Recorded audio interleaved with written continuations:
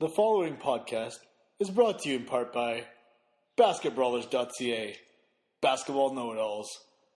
Visit our website today for the latest in basketball news, all the latest hype, and of course, everything you want to know.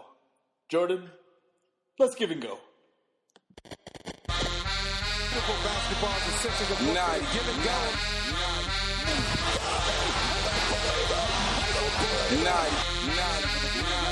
NBA, give and go.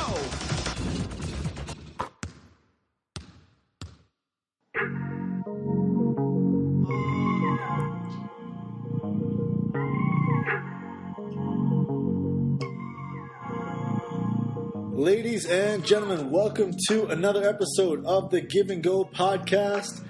This is one half your dream team, Rajan Sharma, and I'm with my boy, Jordan Taylor. Jordan, what's good? Hey man, I'm doing good. I'm ready for a little bit of basketballers action here. Hey yo Raj, how you doing? Hey man, it's all good. It's all good. You know, I'm getting ready. I'm taking off in 2 weeks to go to India. Gonna be gone for about 3 weeks total. What are you doing in India? Are you doing a basketball camp in India? Are you spreading the podcast? Where did the podcast, the Give and Go? Yeah, it's a business trip. I gotta go get some more subscribers. I gotta spread the word. We're trying to go international, you know? I also got my cousin's wedding, so I'm gonna go hit that up too while I'm there, you know? It just happens to be at the same time. Yeah, it's like a side thing. Yeah. Like it's just kind of going on the side, yeah. Yeah. How many days is this wedding gonna be? How many days and how many people? Yo, you've been to an Indian wedding. You know it's good. You know it's a week-long process.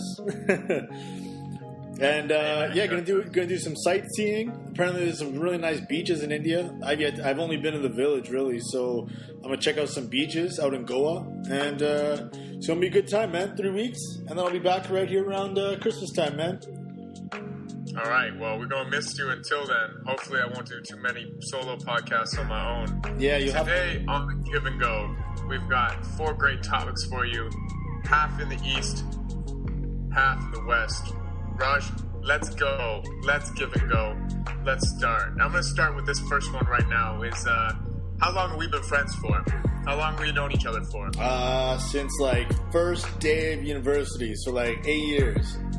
8 years. All right. So, like, in those 8 years that we've known each other, have we ever fought before? Have we ever, had a heated argument about anything? Oh, like every time we play ball, I'm like, Jordan, stop dribbling so much. Pass the damn ball. Pass me the damn ball, Jordan. Yeah, or like, Raj, why are you shooting 2 hands from the 3-point line? Yeah, it works. It works, though. It works. So, there's another dynamic NBA duo that have recently come into the media for their fighting during a timeout in a basketball game.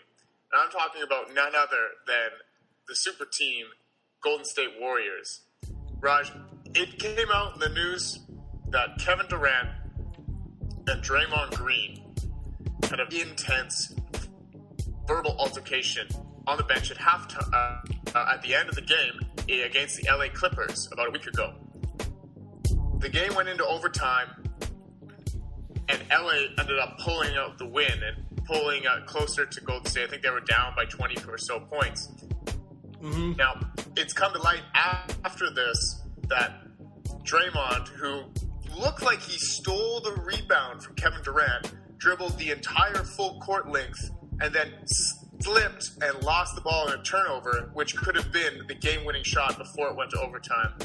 After that situation and sequence happened, they had an altercation, and what we're hearing from the media was Draymond Green basically saying that Kevin Durant is a bitch, quote unquote, he's a bitch. Woo. And that the Golden State's won a championship without him, and that he should leave.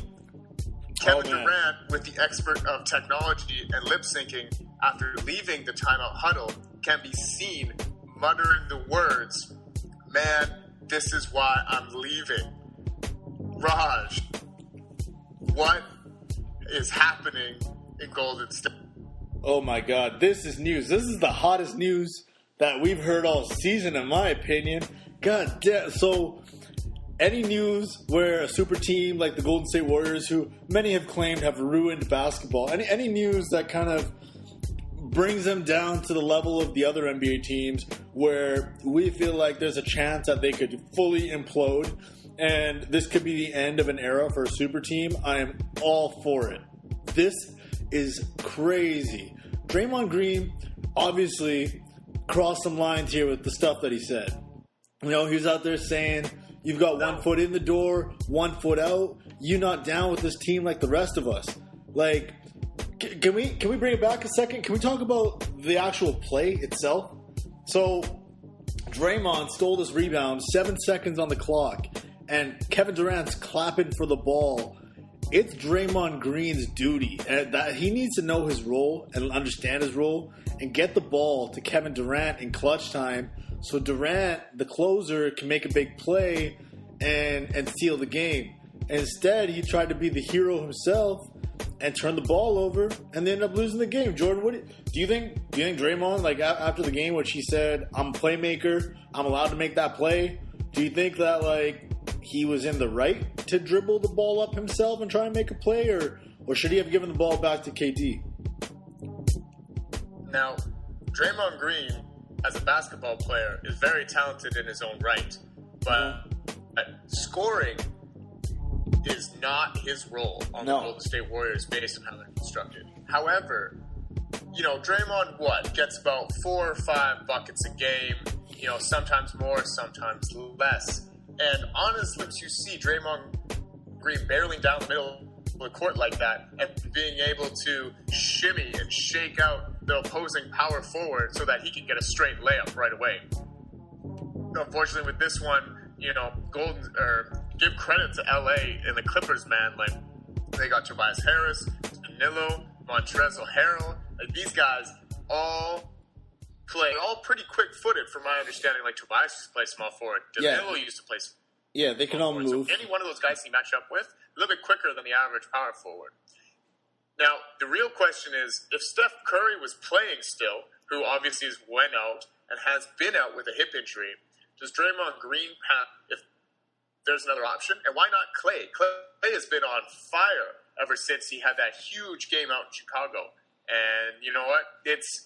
I don't think that this was maybe the right idea for Draymond. I think this may have been a better idea to ditch to Kevin Durant in this case. I agree. He is a slim reaper, and he is your leading scorer right now with Golden State being so banged up and so injured.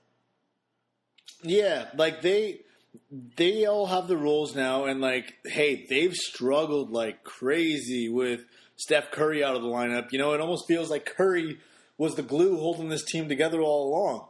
And Curry is the human cheat code. Curry averages 6+ 3-pointers made a game. This guy opens up the floor for everyone else to do something because you have to pick up Curry the minute he crosses the half-court line. If you don't and lose him, that's basically 3 points for the other team.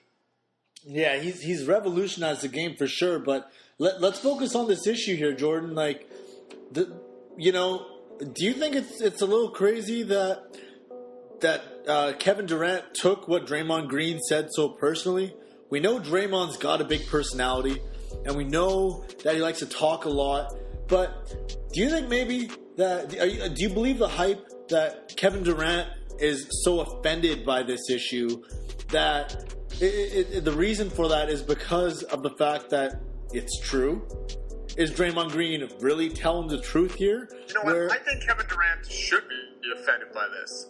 I think that Kevin Durant has had to deal with this ever since he left OKC, being nicknamed Cupcake, everyone calling him a snake, the whole burner account fiasco. Like, there's just a lot of stuff in Kevin Durant's history that makes this a really easy, low-hanging fruit. You know, it's really unfortunate that Draymond had to go there.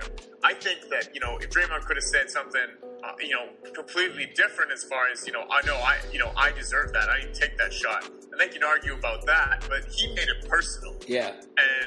And he brought in plans that, Kevin Durant, sure, maybe he's thinking about it, but not now. It's basketball season now. Like, he's trying to focus on that stuff. And for him to bring that up and make that plant that seed in Kevin Durant's head to be like, you know what? Maybe he's right. Maybe I should leave. I got my ring. I got nothing here. I'll go somewhere else and play. Yeah. And everybody wants to feel wanted. And Draymond Green made it very clear that they don't need Kevin Durant. They was winning before him, And, Draymond says a lot, but I think there's merit to his word. And I think that's why Kevin Durant was so, we already know he's a sensitive guy. He's got his burner accounts. He's talking trash to fans. There was a video that surfaced today where he told a Dallas Mavericks fan to shut the F up and watch the game. He can't even take fans yelling at him and booing at him. I think he hates being the villain. And, it's kind of sad. But the Warriors, they did an interesting thing. I don't think those words are not justified. Like, honestly, like, if you guys have the argument like that, first off, how does that even get out of your huddle or your locker room? Well, somebody wanted it. Somebody wanted it to get out. That's right. Somebody and someone trying to say something here, and it's apparent from watching the Warriors this year. This is not the team from 2 years ago, or even 3 years ago, or heck, even last year. This is a very different team that's screaming for DeMarcus Cousins to come back as fast as possible. Man, Boogie probably looking at this and going, "Oh my God, what have I got myself into for a year?" Nah, he's like Draymond. They've lost 4 games of 5. They're sitting in 4th in the West now. Yeah. Which, we'll touch on a little bit later, but I think this is a real serious problem, and I don't think that they're going to be able to get over this, Raj. I really don't think they're going to be able to play, but I think this is the end of the Warriors dynasty. Well, you're going to hear first. I'm saying it first. Yeah. Well, you know what? Like, that kind of leads on to this offseason, because I think that you saw how the Warriors disciplined. Clay's going to be. Well, hear me out, man. Like, the Warriors, they came down hard on Draymond Green. They wanted to make it known that the things that he said and what he did was not okay. And so they made a bold statement here to Kevin Durant and a bold sales pitch to say, hey, you know what? We stuck up for you and we defended you when Draymond came at you. And they know that there's a chance that Kevin Durant could leave. But he's a generational talent, Jordan. They can't sign him. They can't. No. They can't sign Clay and Kevin Durant. We all know DeMarcus Cousins isn't. Even the GMs said it. And punishing Draymond, one game versus Atlanta? Oh, how convenient. Yes, Atlanta, a real powerhouse in the East right now. Couldn't have come at a better time. That's chump change for Draymond. One game? Come on. It's chump change, but you have to. But you have to understand. Remember last year when Draymond Green cussed out their head coach and he didn't get suspended, and he had no repercussions from that? He was yelling at Steve Kerr and doing similar things and no action. But with Kevin Durant... Yeah, but Kerr can take it. Kerr can handle that stuff. Kerr's been around Michael Jordan. Michael Jordan punched Steve Kerr in the face in a practice. So anything that Draymond says to him is nothing compared to what I'm sure he had to go through in a Chicago Bulls practice. But it's the principle, Jordan. It's like the Warriors are kind of telling, in my opinion, they're telling Kevin Durant, if push came to shove, and if it's between Kevin Durant or Draymond Green, they'll ship Draymond Green out of there. They'll keep Kevin Durant if he's willing to resign. They'll trade Draymond Green to try and keep Kevin Durant for another year or to sign him long term. If Kevin Durant really came down to one of those two players... Oh, 100%. 100% they would keep Kevin Durant over Draymond Green. Draymond Green, in my opinion, is more a product of the players around him. He's gotten to play with generational type players where a Stephen Curry, a Klay Thompson that draws so much attention. He's had so much talent around him that he's been allowed to just roam around, knock down a couple threes, play elite defense, which he is an elite defender. He's he does things that are special on the defensive side of the floor. I think Draymond Green, if removed team, in almost Julius Randle type of situation if he got his own team. When Julius Randle left LA and moved over to New Orleans, he's playing really well off of the bench. He's very efficient there. And I think if Draymond got that same opportunity, his numbers would absolutely skyrocket. And I think it would really, really benefit him to leave from a basketball perspective, not from a championship perspective. Yeah. So all I'm saying here is that, Draymond's got 2 years left, this year and one more year before he's an unrestricted free agent. So you're going to trade 1 year of Draymond Green for the opportunity to sign Kevin Durant for 1 more year? Is that what the logic is here? The only way they would trade him is if Kevin Durant committed to a deal. If his ultimatum was, if I'm going to re-sign, you get rid of Draymond because I'm not down with this dude anymore, I think they'd do it. I think they'd have to do it. Your window to have a top 3 player in the NBA, it'll be a lot wider with Kevin Durant on that roster compared to having Draymond Green again, in my opinion. I just think Draymond Green does so much for that team, regardless of his attitude. And that's why he gets away with a lot of this stuff, is because of the intangibles that don't come out on the stat sheet. The defense, the other player harassment, all the rebounds, all of the assists and the steals and the blocks that were his specialty for years and years and years. I just think that is such a hard quality to replace in a power forward these days. So I really disagree. I think, are you saying Kevin Durant, being a great player as he is, you can see how thinned out Golden State Warriors front court is these days because of playing Damian Jones as a starting center. Like they're really having issues keeping their front court players quality front court players. So I think that would be a major issue moving forward. That if they had Durant, Thompson, and Curry, that I don't think this team would be as effective as they are now without Draymond and his intangibles that he got. Well, obviously they would get other pieces for Draymond. If you're trading him, you're not just trading him away for free. He's got a lot of value, Jordan. And there'd be other pieces coming back the other way, obviously. But so you're telling me if you had a choice... Speaking of trading... Sorry, go ahead. What'd you say? So you're telling me if you had a choice to keep Draymond or keep Kevin Durant by trading Draymond away, you'd keep Draymond and let Kevin Durant walk for free?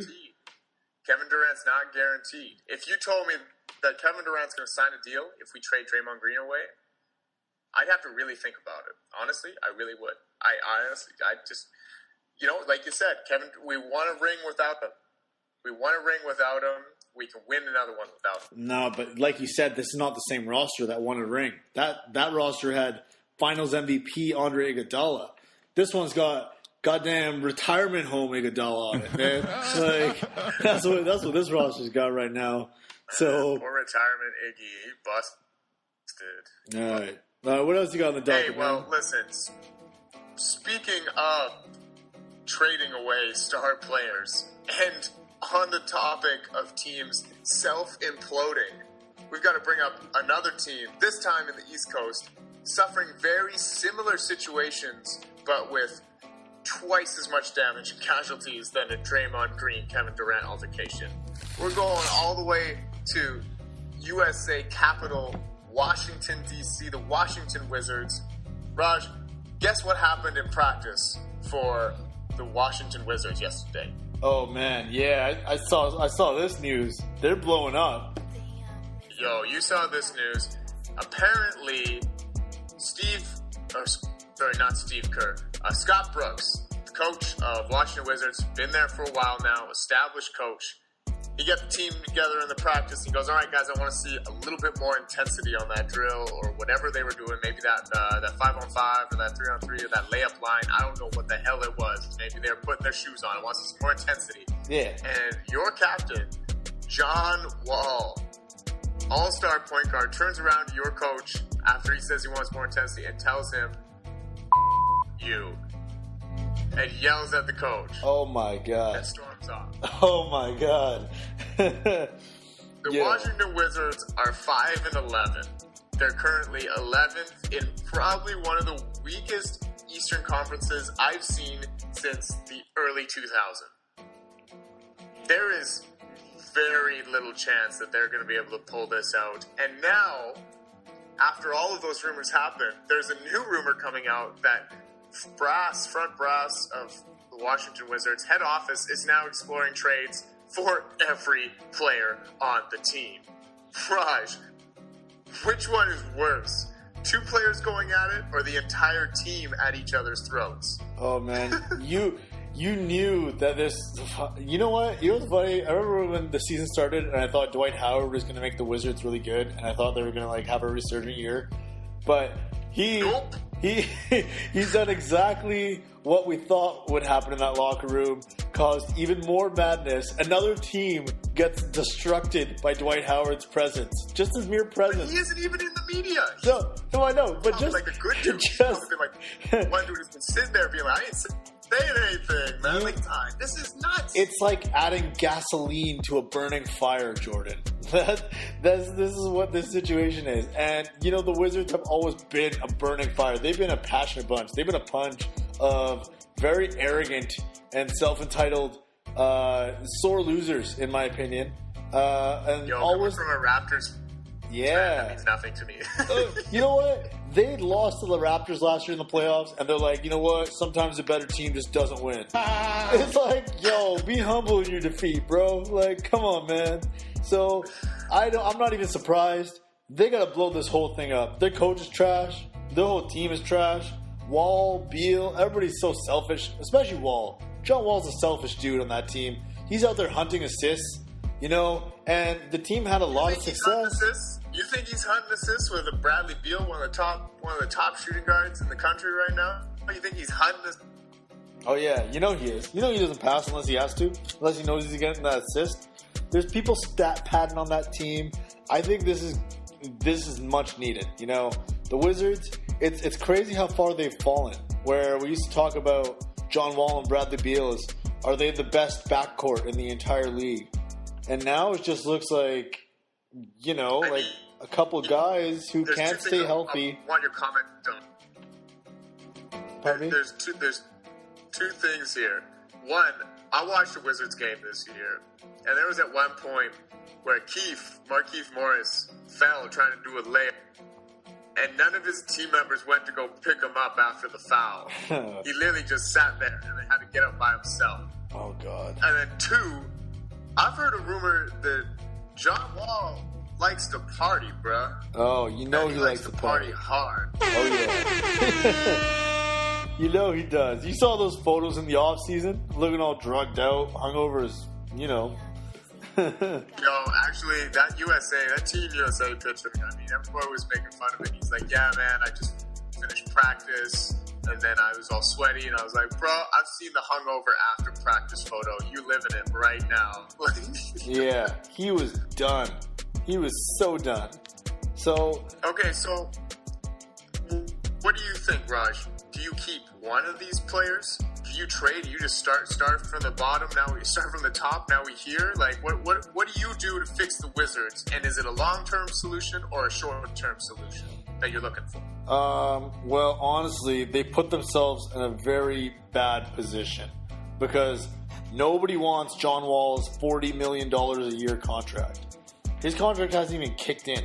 He's got another 4 years on his contract, and by the age of 33. He's going to be making $45 million a year in the last year of his contract. That is insane for a guy with declining athleticism and, a no jump shot in a league that thrives off shooting. So... Well, we've seen it, right? Like, we've seen the speed of John Wall decrease, like you said. And usually with NBA players of that caliber, something replaces that with, their veteran savviness or their leadership skills. They develop a three-pointer, they develop that Sean Livingston work or something else comes out of their game. Vince Carter's a great example. Vince Carter can still dunk, but when his athleticism wasn't as, pure dominant, he developed this three-point shot that, provided him an extra weapon. And I just haven't seen that with with John Wall. Yeah. So what's this with about Washington Wizards overpay and then you cut them in their old age? Like, was it Gilbert Arenas and now we got John Wall. Is this like a trend? Like, what's going on here? I think so, man. I'm pretty sure they're still paying Gilbert Arenas. They're still paying for Gilbert Arenas, and they're going to be paying for John Wall. I don't see any team picking up. I don't see any team making a trade for John Wall. I think the most logical thing here is you try and trade Beal, you try and trade Dwight Howard, you get rid of Markieff Morris, you blow up everybody else around him. And I don't know, is John Wall injured? Like, is he like hurt or something? Like he's got something going on, man. I think this is a good opportunity for a team like maybe the Lakers who want to make a splash and to try and trade some of their young players that aren't fitting next to LeBron the way they thought they would, and maybe try and make a deal for Bradley Beal. The deal for Beal. I think that's where you got to go, man. You got to look the Lakers Magic. You know he's getting desperate. You know LeBron's out there. The Lakers don't have any assets left.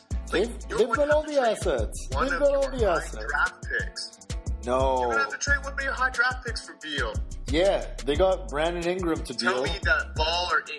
Tell me that Ingram or Lonzo Ball wouldn't be involved in a Beal trade. They would be, and they should be. Tell me right now. No, they would be, and they should be. Trade Ingram, get him out of there. You know, he isn't fitting next to LeBron the way that he should.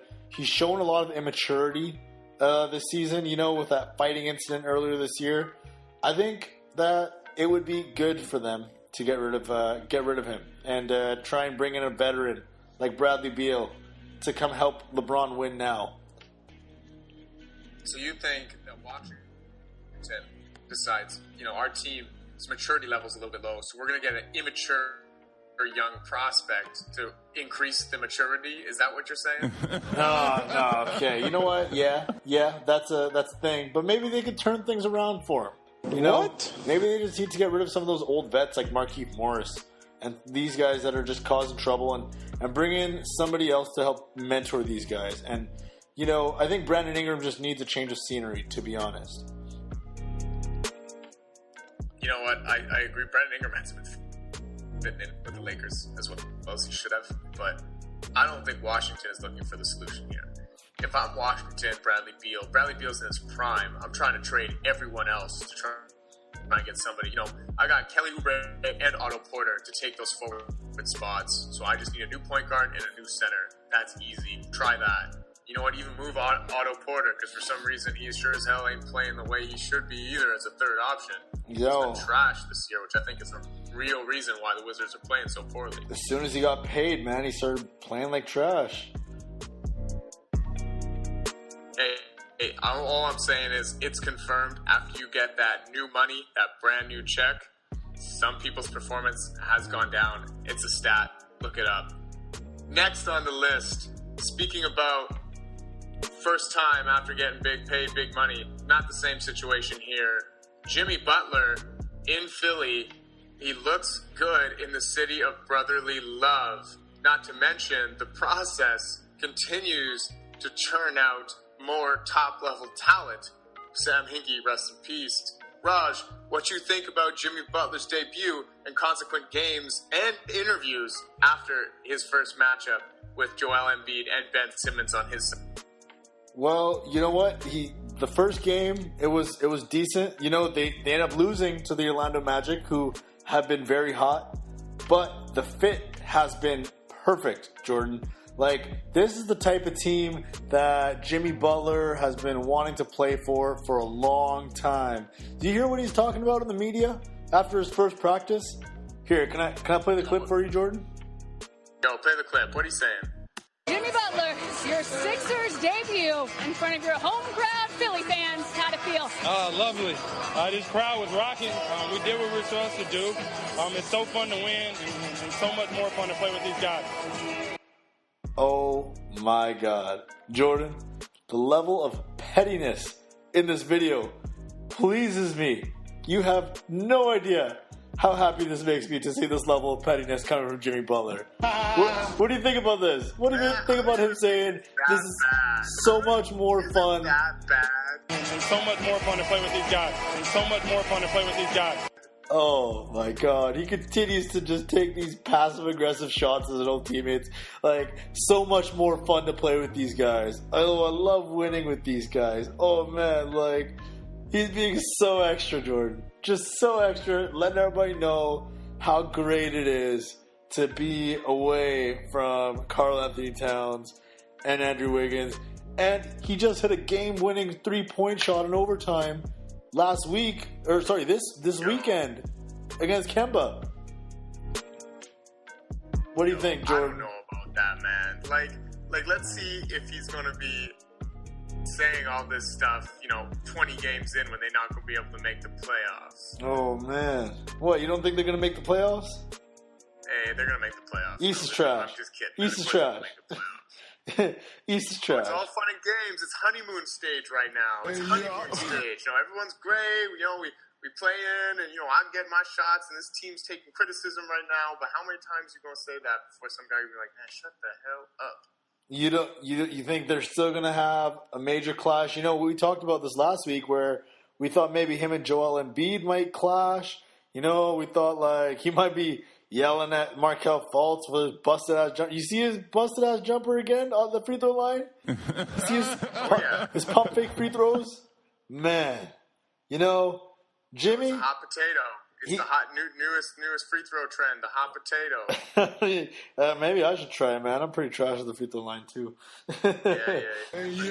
But, man, you know what? He's fitting great so far. I think the personalities have meshed. And, I think he's filling a need that the Sixers have had all season. So he's that guy now where they know clutch time, they can give Jimmy the ball and get out of his way, and he can create a shot. And I don't think they really had that before this trade. Jordan, what do you think? I think Jimmy Butler is hands down 1,000 times better as an upgrade to Robert Covington. Yeah. No offense to Covington, but I think Jimmy Butler is just a lot better. Now, that being said, this trade did leave them kind of thin at that, small ball forward, power forward spot. Yeah. They had to adjust the lineup. I think this needed to be done sooner rather than later. Fultz needed to go to the bench. It's clear that this wasn't working for them, and they needed more shooting. Enter J.J. Redick in that starting lineup again. And, we're seeing, Mike Muscala at that power forward. We're seeing the other guys put around him. I think that is also attributing to their effectiveness and allowing, Jimmy Butler to operate as Jimmy Butler does. Totally. Put some shooters around him, put some guys who can high IQ basketball, and let them run. Let them run it. Yeah, they're searching that power forward spot. It's been a revolving door so far. They're really trying to find who they can plug into that slot. They tried Wilson Chandler. They tried Mike Muscala, as you mentioned. I think that's going to be an issue for them all year, especially if people have to sit out games, which I think are still a concern. This whole issue, it's going to be a concern all season long about their depth and, maybe running guys into the ground by playing too many minutes because they don't have guys to play significant minutes off the bench this season. So it's definitely a story to watch. I think that they're still kind of, a tier below the Torontos and the Milwaukees. I'm not putting Boston in that class anymore. They're barely 500, I think Toronto and Milwaukee have kind of separated themselves from the rest of the East right now. But I think that the Sixers are in that next crew, that next couple slots there, right with Indiana. And, maybe I'll put Boston in that second slot just because, they have the talent. So I'm gonna give you some insight here about your little comment about Boston, how you're so quick to toss them to the side. Oh yeah, like a dirty rag. They trash. NBA strength of schedule rankings has Boston as the third hardest schedule this year so far.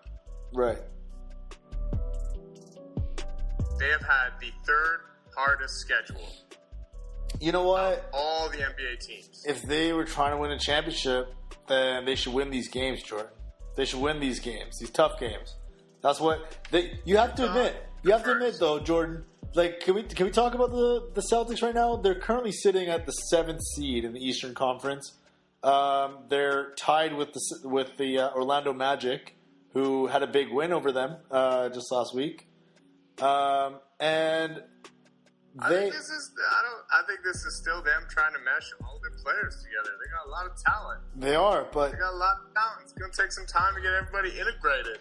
But are they going to mesh? Like, that's the thing. Like, they're players who everyone expected them to be really good. Everyone expected Tatum to take another step. Everyone expected Jaylen Brown to take another step. You know, those two players have kind of regressed. And Kyrie's been great, but Hayward has not been great. Hayward's been very, very average. And, you know, Tatum and Brown have been, you know, the same as last year, but less efficient. And I think they have a lot of question marks here. And, you know, if they don't start turning around and winning games soon, I think some of the bench players that were used to starting last year, like Terry Rozier and some of these other guys, they're going to start to get a little impatient. And I think they're going to start asking, when is our turn? When is our turn to play these big minutes that they feel they deserve? Hey, man, I don't know about who gets to deserve the big minutes. I think it's the NBA. I think you ride or die. You know, you accept your role, or if you're not ready to accept your role, you get traded. You know, it's about buying into a system. So where's this ultimate Brad Stevens coach trying to have everyone buy into his system again? It's just, I just don't see this as being an issue for Boston. I think they're going to come out of this. I think Boston's going to be way better than Orlando. They're way better on paper than them. This isn't news. This isn't concerning. This is just mid-season. Everyone has these highs and lows. It's the ability to ride high for longer than you do for the low parts. That's all I'm saying. Yeah, and team chemistry has got a lot to do with it. You know, Orlando's been building for a couple of years. I'm a big fan. I'm a believer of Orlando, man. Nick Vucevic, who just won Player of the Week, he's been going off, you know. He had a 30-point game, 36-point game. You believe in Orlando. They got big wins over the Lakers, over, the Knicks. They had another big win over the weekend over Philadelphia and Jimmy Butler's debut. So, you know, they're playing well. I think you know, they have potential this year to make the playoffs finally after many, many years. But, you know, Celtics... Orlando has had the third easiest schedule so far within the NBA right now.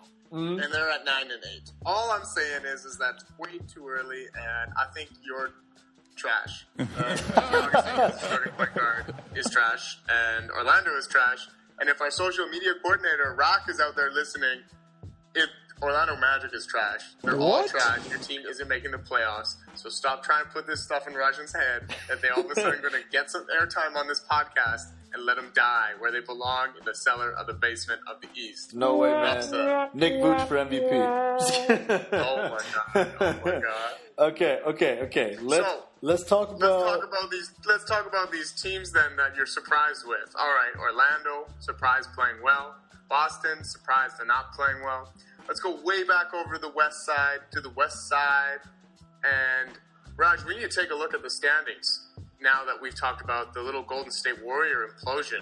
Golden State is no longer in the first overall seed in the West. Not even the second overall seed. Golden State has fallen to fourth overall.